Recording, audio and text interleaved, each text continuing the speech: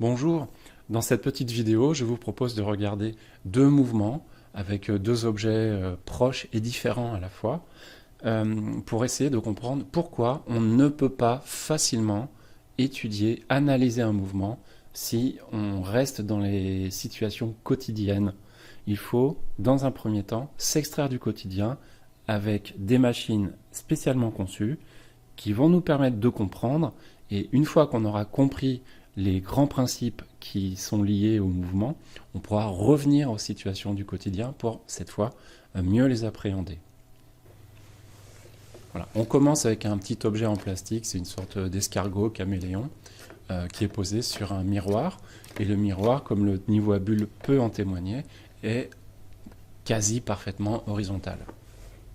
En fait, les mouvements du quotidien, sans même qu'on y pense, sont des mouvements qui font intervenir des frottements, en général.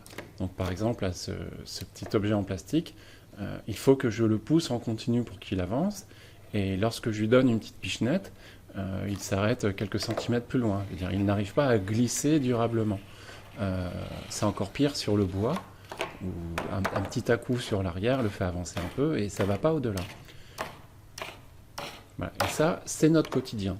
Quand on est en marche en chaussures, quand on se déplace à vélo avec les pneus sur la route, il y a beaucoup de frottements. La situation devient complètement différente si on observe un glaçon se déplacer sur une surface très lisse. Et là, comme le glaçon a déjà un peu fondu, il y a comme une faible épaisseur d'eau liquide. Donc là, le glaçon est nettement plus mobile, il est moins soumis à des frottements. Et lorsque je le pousse, il avance nettement mieux que l'objet en plastique juste avant. Et si j'arrive à bien contrôler le geste du doigt, le glaçon arrive à traverser la partie visible de l'image ici, dans un sens comme dans l'autre. C'était une chose complètement non réalisable avec l'objet en plastique tout à l'heure.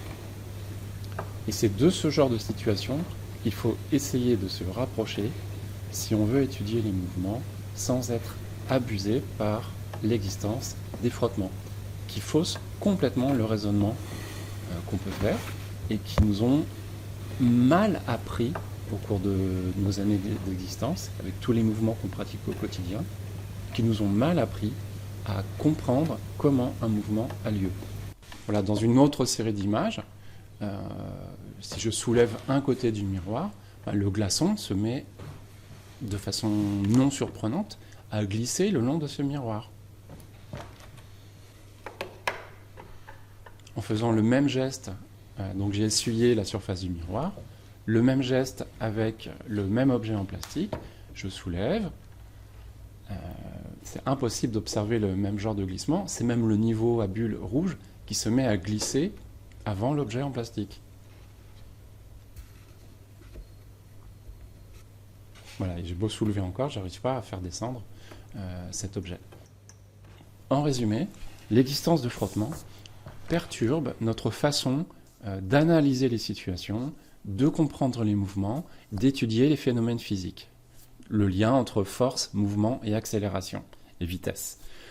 Donc ça crée beaucoup de confusion, et donc en laboratoire, en travaux pratiques, on essaye d'avoir des machines qui vont permettre d'étudier les mouvements en absence de frottement ou avec tellement peu de frottement qu'on peut faire comme si ces frottements n'existaient pas. On a par exemple la table à coussin d'air. On peut aussi avoir des bancs avec une petite soufflerie.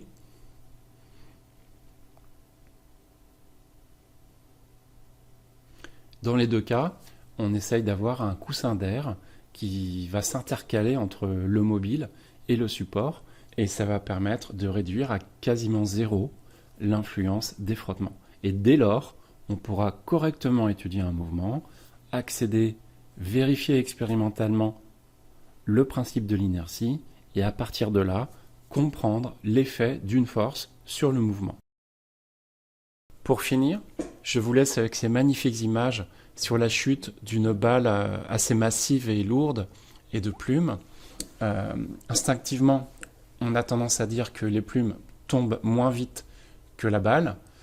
En réalité, dans une enceinte dans laquelle le vide d'air a été fait, on peut constater expérimentalement, c'est filmé avec des images à haute vitesse, que les plumes et la balle chutent à chaque instant exactement à la même vitesse et atteignent le bac à sable d'atterrissage simultanément.